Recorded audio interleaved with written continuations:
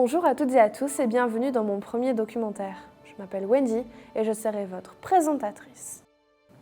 En chemin est un documentaire qui sensibilise sur le sujet du handicap, mais surtout et principalement sur le sujet des troubles 10.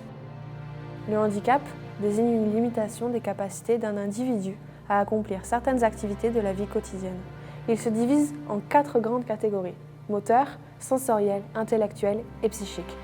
Selon les données récentes, environ 12 millions de personnes vivent avec un handicap en France, soit environ 18% de la population. Et le handicap chez les enfants, ça donne quoi?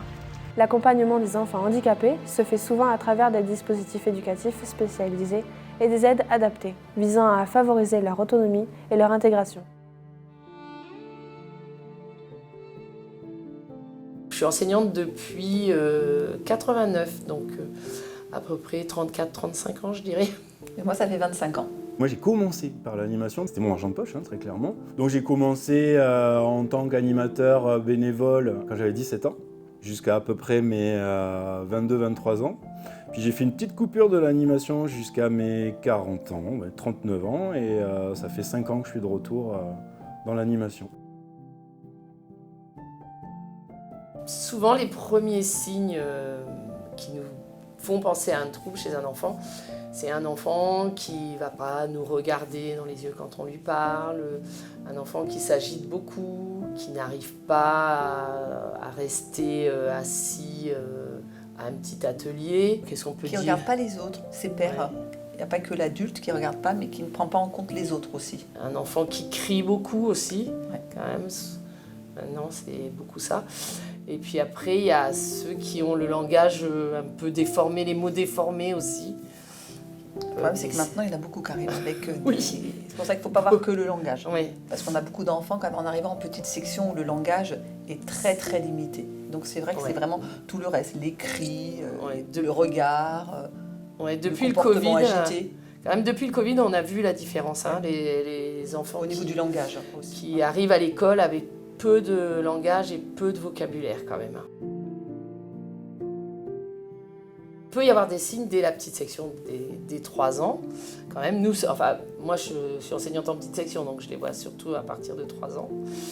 Mais les troubles sont souvent diagnostiqués beaucoup plus tard. Mais chez les petits, on voit déjà, il y a des signes qui nous laissent penser qu'il y a quelque chose qui ne fonctionne pas comme chez les autres, quoi. Mais on ne peut pas mettre... nous, en tant qu'enseignants, on ne peut pas donner un diagnostic. C'est pas notre métier, ça. Ouais. Il y a même, ce qu'on n'avait pas avant, moi je trouve quand j'ai commencé, il y a même des enfants qui arrivent déjà avec des bilans. Oui. Et ça, vraiment, ça c'est nouveau. Ouais. Donc déjà, des fois à la crèche, ou le médecin traitant et tout ça, qui arrive. Avant, on n'avait pas ça. Non, on n'avait pas ça. Maintenant, on arrive même à... Ils ont 3 ans, ils arrivent déjà avec un petit bilan. C'est rare, mais souvent, ça arrive. Souvent orthophonie d'ailleurs. Hein. Souvent orthophonie. C'est l'orthophonie psychomotricienne, qui alerte. Oui.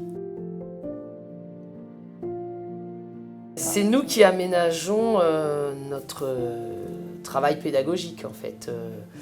Au niveau de l'élève, on ne va pas forcément avoir les mêmes attentes que pour un autre enfant. On va aménager son travail. On peut différencier, on peut alléger la quantité de travail. On peut par exemple faire que de la manipulation avec certains enfants, alors qu'avec d'autres on va travailler sur la feuille. Ça, c'est ce qu'on va mettre en place. Et moi, par exemple, chez les moyens, des enfants qui ont peu d'attention, si ce n'est pas un travail où l'objectif c'est le découpage, mais on a besoin quand même de découper, même pour faire de la numération et tout, et ben on découpe à sa place. Comme la compétence, c'est pas le découpage, et on sait que ça va être trop long pour lui, on va découper avant. Ça, c'est des petites choses qu'on peut mettre en place. Après, le mieux, alors souvent, chez les petits, ils n'ont pas, mais nous, des fois, chez les moyens et chez les grands, des fois, ils ont une aide. Donc, on utilise aussi cette aide. Oui, donc, l'AESH. Oui, mais des fois, on ne l'a pas. Donc, là, c'est plus difficile aussi. Oui, chez les petits, c'est assez rare qu'il y ait déjà l'AESH. En fait, que la maison du handicap ait déjà donné une aide. Donc, chez les petits, en général, c'est plus le travail différencié qu'on met en place, alors avec la SEM et avec l'enseignant, ou soit c'est un enfant avec qui on va être beaucoup plus en individuel. Voilà, pour les petits, c'est plus ça, quoi. Ouais. C'est assez rare qu'il y ait une aide. pour moi, l'idéal, ça serait qu'effectivement, chaque enfant soit accompagné individuellement et à 100% du temps.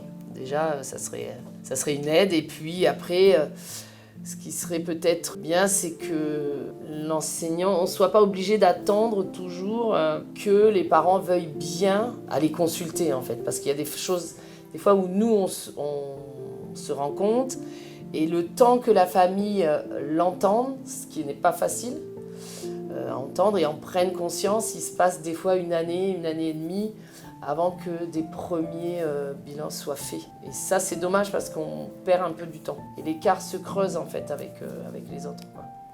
Hein, oui, et puis il y a tout le problème des soins à l'extérieur. Mais comme tu dis, Ouais. c'est la famille. Mm. En fait, il n'y a pas que l'école. On voit d'abord la différence entre les enfants qui ont un suivi aussi à l'extérieur. Parce que s'ils ont un trouble, ce n'est pas l'école qui va réussir à que le trouble diminue, va pallier tout. Il faut qu'il y ait une aide extérieure. On voit vraiment la différence quand les enfants sont suivis aussi à l'extérieur, que ce soit en psychomotricité, avec un éducateur spécialisé. On voit vraiment la différence. Mais ça va avec la famille. Des fois, c'est pas facile pour certaines familles. Et comme tu dis, il y a le temps. En fait, c'est le temps qui nous pose problème. Parce qu'en fait, la maternelle, ça dure 3 ans. Donc en fait, c'est très court. Ouais. Souvent en petite section. La maîtresse va voir le trouble, va essayer d'en parler aux parents, va détecter le trouble. Chez les moyens, ça commence à se mettre en place, mais c'est vraiment le début. Et après, on a chez les grands. Et puis après, on a l'orientation qui presse aussi. Mais oui, il faut faire vite parce que il faut. Mais en fait, c'est très court les 3 ans de maternelle. Ouais, il faut qu'en milieu de grande section, il y ait des décisions de prise déjà. Donc, et c'est ça qui est difficile. En fait, à l'école maternelle, on court tout le temps après le temps. C'est ça, sur le temps. Le temps et c'est vrai que les familles ont besoin de temps pour accepter et voir les choses. Nous, on va leur pointer, on va leur dire voilà ce qu'on voit. Et il faut que ça fasse son chemin et c'est long. Ça, c'est long. Ça, c'est ce qui est le plus difficile en fait. Oui, mais c'est le temps. Ouais. Alors, je fais tout, d'une part, pour que le public ou la personne que j'ai en face de moi ne voit pas les techniques éducatives que je vais employer. Donc ça, c'est un de mes premiers objectifs. La deuxième, du coup, c'est aller me sourcer auprès d'éducateurs ou auprès de psychologues. Je demande à être supervisé. Dans mon expérience, ce que j'ai pu mettre en place, c'est plutôt des aménagements, donc des aménagements d'horaire. Ça peut être des aménagements liés à l'hypersensibilité, donc faire attention au niveau sonore, faire attention aux activités auxquelles on va participer et s'adapter encore une fois aux besoins de la personne qui serait soumise à des troubles. On va essayer de proposer des activités où on ne va pas solliciter ou pas proposer des stimuli comme ça à ces publics-là pour éviter du coup de les mettre mal. Eh bien pour l'archipel, puisqu'on parle tu vois, de l'endroit où on travaille, moi j'aimerais avoir dans l'équipe un éducateur et ou un psychologue. On va leur dire comment ils sont leurs enfants en classe. Ça sera vraiment du factuel. C'est-à-dire, par exemple, on va leur dire, moi ça m'est arrivé la semaine dernière, votre enfant il ne fait pas des phrases, il parle par mots. Et les parents, eux, ils comprennent leur enfant parce qu'ils ont l'habitude, donc l'enfant était là, et l'enfant, on l'a fait venir, il est venu parler, et effectivement, sa phrase, il y avait 3 mots. Et donc j'ai dit aux parents, moi j'entends tel mot, tel mot, tel mot.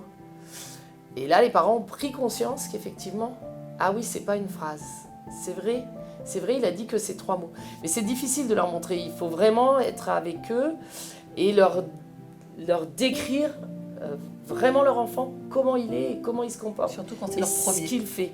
Voilà, parce que en fait, les parents, ils comprennent, ils ont le décodeur du langage de l'enfant, puisqu'ils le voient tous les jours. Et c'est difficile de se remettre en arrière et de bien entendre que, oui, il n'y a que des mots, oui, il n'y a que des gestes. Voilà, et ça, il faut prendre du temps. Il n'y a qu'en parlant avec eux qu'on peut leur faire toucher du doigt qu'effectivement, il y a un problème. L'enfant est différent.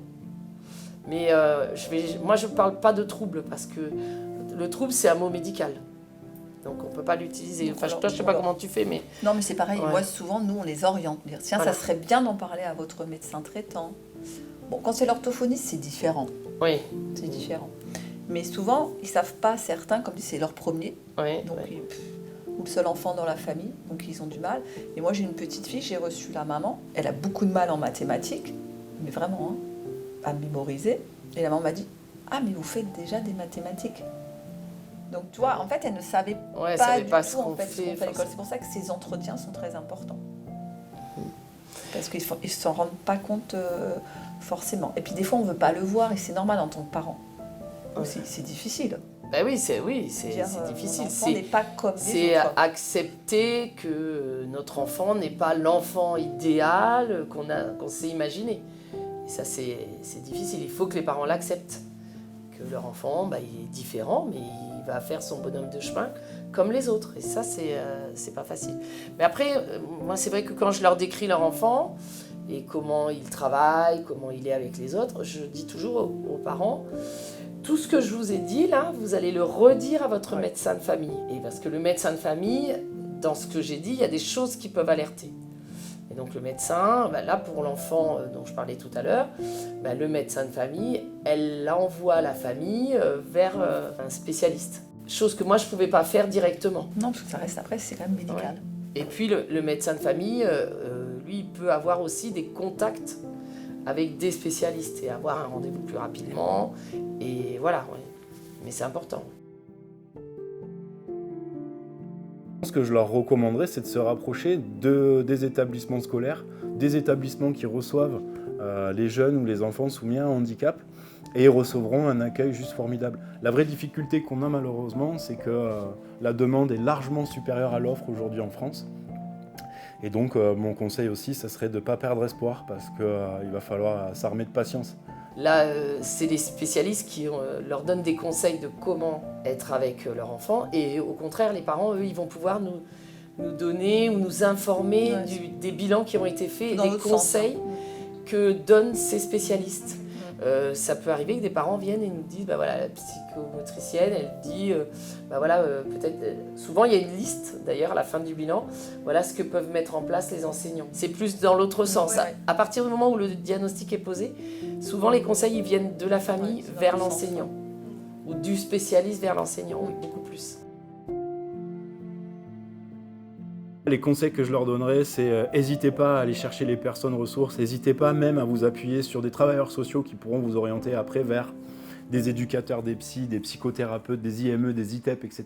et qui puissent orienter les parents vraiment dans l'entité qui va faire prolonger l'éducation qu'ils souhaitent donner à leur enfant, quoi. Là, on les pousse. Oui, on pousse, mais en décrivant, comme a dit faire. Marie-Louise, en décrivant l'enfant. Parce qu'elle dit vraiment sur des choses factuelles. Ouais. Normalement, ça fonctionne, ils en parlent, mais des fois, il y a des parents, mais il y a des parents qui ne veulent pas en parler. Et dans ces cas-là, on ne peut rien faire. Si ce n'est adapter notre travail en classe, ça va être les seules choses qu'on va pouvoir faire. Prendre les enfants en APC, voilà, ça on peut, à partir des moyens, mais on ne pourra pas aller plus loin. Son trouble, entre guillemets, ne sera pas pris en compte. Enfin, ce qu'elle veut dire, c'est sur l'équipe éducative. Alors voilà, oui, on peut faire une équipe éducative. Donc, pour qu'il y ait un écrit officiel. Ouais. Nous, on fait une équipe éducative, au moins il y a un écrit. Même si les parents ne sont pas d'accord ou ne veulent pas entendre, mais au moins il y a un écrit. On a prévenu. Et ça, c'est important de le faire, que ça soit écrit. Ils ne peuvent pas dire après, parce qu'on a eu des familles.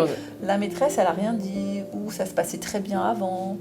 Mais là, dès qu'il y a un écrit, au moins on a la trace. Il y a un écrit officiel, du coup. C'est ça. Voilà, on peut demander à ce que la psychologue vienne observer l'enfant dans la classe.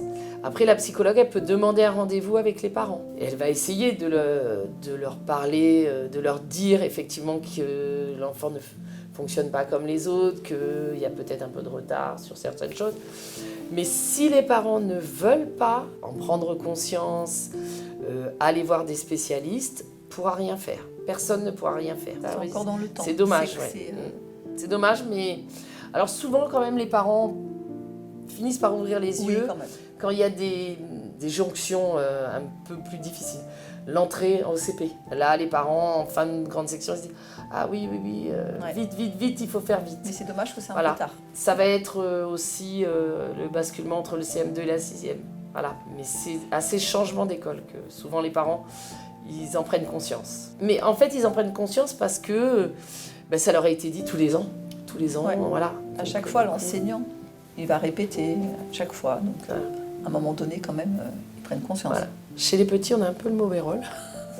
Parce qu'on est souvent les premiers, donc Voilà, mais bon, on est content de voir que chez les moyens, ils en prennent conscience, ou chez les grands, ils en prennent conscience. C'est bien, voilà, tant pis. On n'a pas travaillé dans le vide. C'est la répétition qui fait que, Ouais, c'est ça, c'est au exactement bout ça. d'un moment, voilà, ils en prennent conscience. Ouais. Et les troubles 10 alors? Il existe plusieurs types de troubles.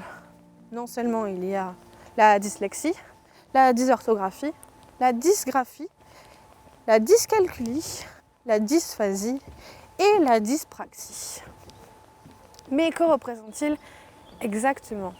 En général, tous ces troubles 10 entraînent des difficultés scolaires, voire professionnelles, et des difficultés dans la vie quotidienne. Mais ils ne sont pas liés à un retard intellectuel. Ils nécessitent des prises en charge spécialisées, adaptées aux besoins individuels de chaque personne, afin de compenser les difficultés et de favoriser l'autonomie.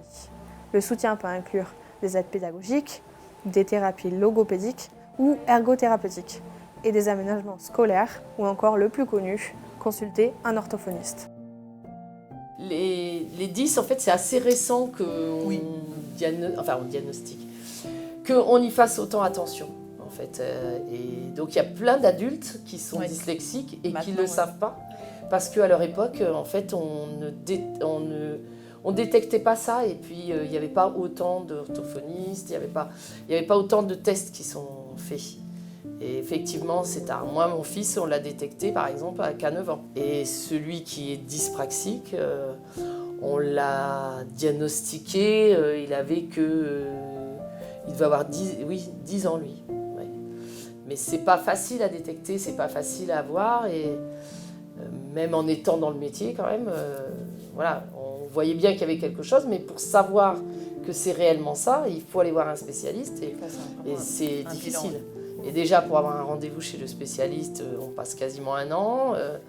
Voilà, et donc, du coup, moi, je ne suis pas étonnée que les troubles 10 soient détectés tard. Je ne suis pas étonnée du tout. Ouais. Puis on a un gros souci, alors les 10 vont l'avoir aussi, surtout la dyslexie, au niveau des orthophonistes. Parce que nous, on parle beaucoup, on dit aux parents, des fois, ça serait bien de faire un bilan.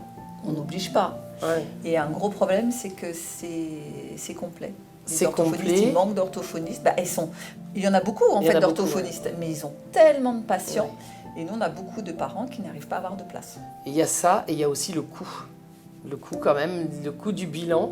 Le bilan, parce qu'après, après, l'orthophoniste, c'est pris en charge. Oui, après, c'est pris en charge à partir du moment où, effectivement, c'est prescrit par le médecin. Ça a un coût. Le bilan, le premier bilan, Et puis ça prend du cher, temps quoi. pour les parents. Ouais. Il y a le temps Mais la aussi. psychomotricité, C'est par pas exemple, encore c'est pris. pas remboursé, c'est pas tout remboursé, donc du coup Sauf c'est si difficile. tu es, t'as la Certaines MDPH. mutuelles. Ou à la Alors MDPH. Ouais. Oui, ou alors passer par la cellule Occitadis. C'est PCO aussi où ils payent des soins, me disait une famille là que j'ai reçue il n'y a pas longtemps. Mais ça a changé. Parce que Oui, avant, c'est la récent, ça, c'est psychomotricité, récent. C'était pas du tout pris en charge et les bilans sont très chers. Rien que le bilan, c'est plus de 100 €. Ah, Donc oui, pour on certaines est- familles, c'est on est à pas 150 possible. € là. Ouais. Oui. Ouais, non, c'est très très cher.